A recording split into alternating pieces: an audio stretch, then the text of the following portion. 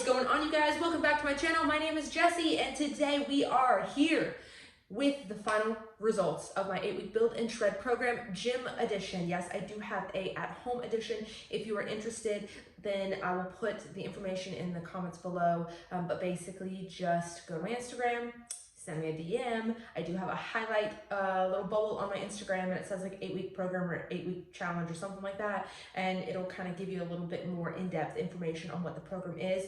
But basically it is 8 weeks. So there's a phase 1 and phase 2. Phase 1, you're going to be focusing more on strength and getting stronger. Phase 2, we kick it up a notch. We add some volume. We go into a little bit more of a deficit, and we start shedding some fat. So you're going to be gaining some strength, but you're also going to be losing body fat. And with the results that I achieved, it really does show that depiction, because I didn't honestly lose a substantial amount of weight as people thought. Like, my boyfriend even was like, "What, did you lose 10 pounds?" I'm like, "No, I lost weight." I didn't even add that up before I got on here, you guys. I'm gonna put on the screen how much weight that I lost, if I can count really quickly.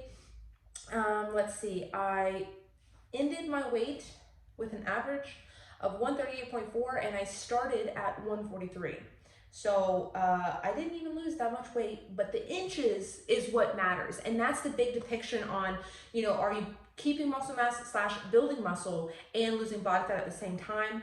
One, not only is it looking at your measurements and the places that you want to hold your muscle, your glutes, your biceps, you know, your calves, different things like that. I mean, I don't care about calves, but if you do, then that's another place. But it's really just looking at your physique in your videos.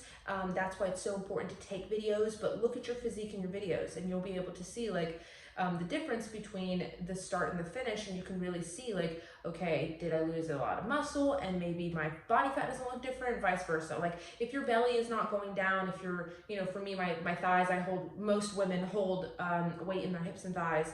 So if these measurements where you hold fat is not really changing, but you're losing weight, and then maybe like your biceps are getting smaller and your glutes are getting smaller, certain things you'll just notice, like, I am not looking the greatest, but I'm losing weight. So what's happening?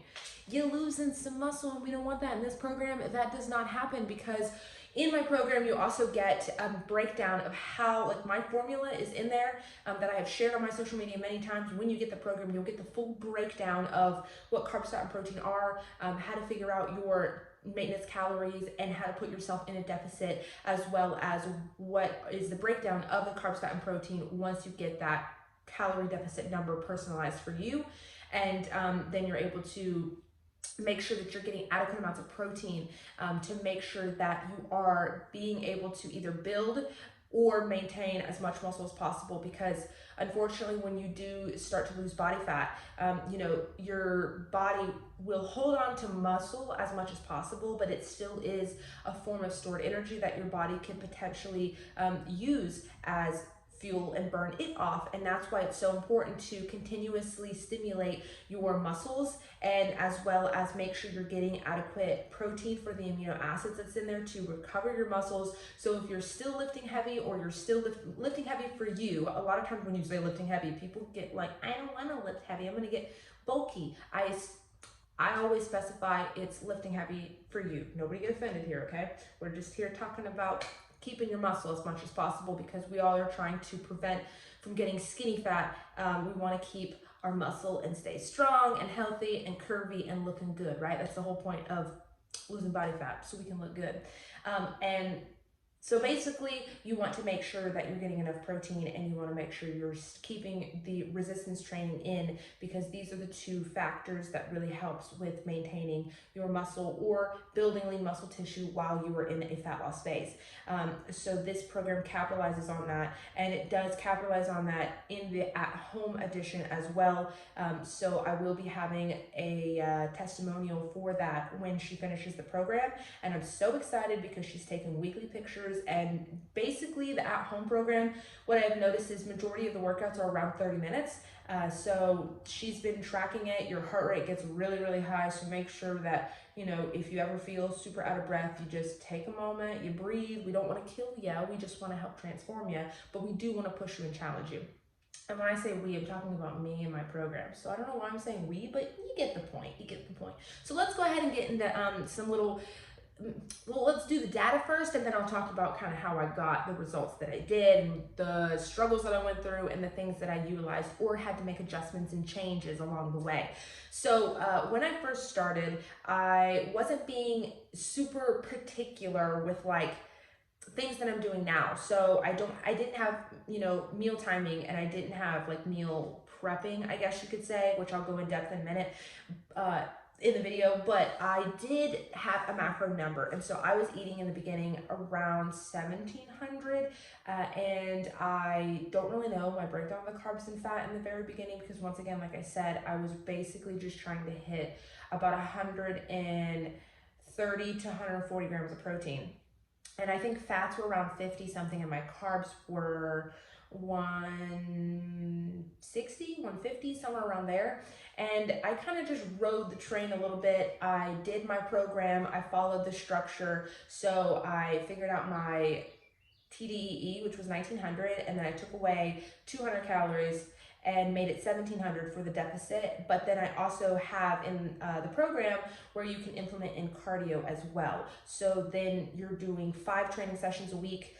I think the first 4 weeks is 4 training sessions with an additional 5th one if you would like to do a 5th one, but you don't have to. So 4 sessions of strength training as well as 2 cardio sessions for 30 minutes. So the first 4 weeks I was kind of just following the program and, really just kind of finding my foothold, right? And then the second 4 weeks is when I wanted to kind of kick it up a notch, right? Because the second 4 weeks we added more volume, we add in more cardio, we cut our macros down a little bit, because what happens when you're dieting is we have metabolic adaptation, and of course, you're becoming a smaller person and you're consistently dieting, so your body's going to adapt to what you are, what your environment is and what you're doing, as well as when you become a smaller person, you don't need as much energy to support, so as much calories to support your physique, because you are becoming smaller. So this is where you must make adjustments along the way. So basically in phase 2, we added in more cardio. I decided, because I was consistently making progress, not to change my macros. I did by 50 calories. So I think I recommended to subtract 100, and I only did 50 because I'm making progress, and we don't want to just slash calories because, just because. We want to be able to consistently lose body fat on the highest amount of calories and the lowest amount of cardio as possible. So if you're making, progress, then you don't have to change anything, because what you're doing is working. But once you start seeing things slow down a little bit, then that's when you need to, when you make adjustments. So for me, we'll go over maybe like the main averages for each week. So I started off at 143, 100. Well, I put 142.9, but let's just go ahead and say it was 143 pounds. And then this first week, I got down to 141.4 as my average. And then I went to 142.1, so I actually went up, and that was the week that I let's get a little TMI here, but I'm a woman, and if women are watching this, you understand, but I have an IUD, and so sometimes I'll have menstrual cycles, and then sometimes I don't. It really just depends. So like the whole program, I only had 1 menstrual cycle, and that's just kind of how my body is on the IUD. You can have it and you can't, so it kind of just comes and goes whenever it decides. So I had my menstrual cycle on the 3rd week of the program, and it spiked my weight up, but I knew that it was because of that. And so if you ladies have a menstrual cycle each month, then you'll probably see the scale go up a little bit and then go back down. But yeah, so I have only had 1 menstrual cycle the full 8 weeks, and basically that's why my weight went up to 142.1. So I didn't really think anything much of it. I was like, okay, next week we'll do fine. So then the week after, I went down to 140.95. So that's basically 141. So as you can see, the numbers, they're not really changing much. We did finally tap into the 139.5 on week, what week is this? 1, 2, 3, 4, 5. On week 5, I tapped into the 139s, so my average is 139.5. Week 6 is 139 even. As you can see, look, we're slowing down. We're 0.5 of weight loss. Then the 6th, 7th week was 138.6.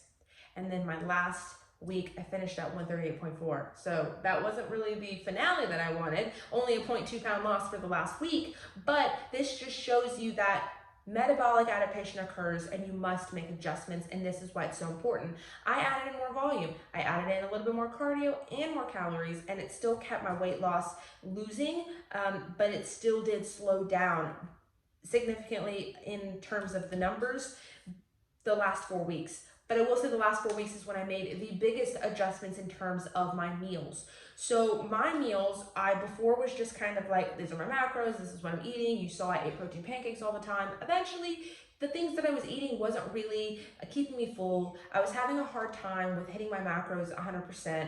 I would go throughout the day eating my macros, and then for dinner, I would, know mentally how to be, I would say, conservative, and I would know how to hit my macros, but sometimes I wouldn't track, or I wouldn't, like put in everything, and I know that I'd be going over. Did I have any cheat meals or refeeds during this period? Not really. There were times, once again, that I didn't hit my macros, but that just was because I was losing momentum. I guess there were days that I was just feeling like crap, and I didn't really think to put my macros in. You get lazy. You're doing the program for 8 weeks, you're gonna get lazy at times.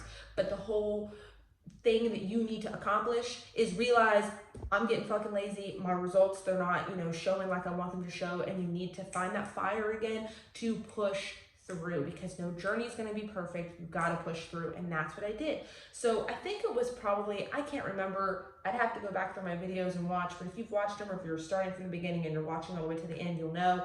But I think it was like week 6 or something like that. I just couldn't deal with being hungry and my meals not, being right, my meals not keeping me satisfied, and I'm just kind of like going through the day eating and trying to survive and not being super accountable with knowing if I'm hitting my macros 100%. So what I did is I then took my 1,650 calories and whatever my macros were at the time, I divided them by 5. I picked 5 meals because it just worked out for my lifestyle and what I, eat in a day and how I live.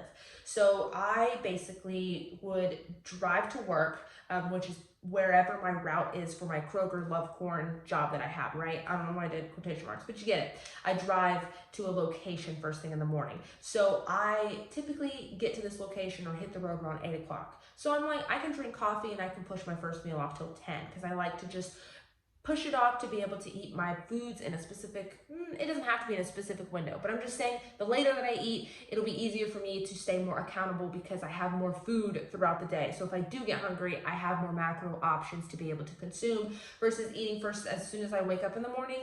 You're probably gonna be finishing your macros pretty early. And most people, you're gonna snack later at night. It's harder to stay accountable later at night versus if you're hungry in the morning, you can push a little harder. So knowing that my first meal is at 10, if I get hungry at 9 and I finish my coffee, I'm like, let me just chug some water or drink some BCAAs, because I know that I'm able to, I know that I can push through and eat till 10. Now this goes along the lines of, having meal timing. So I divided my calories, my macros by 5. So each meal has a specific amount of carbs, fat, and protein.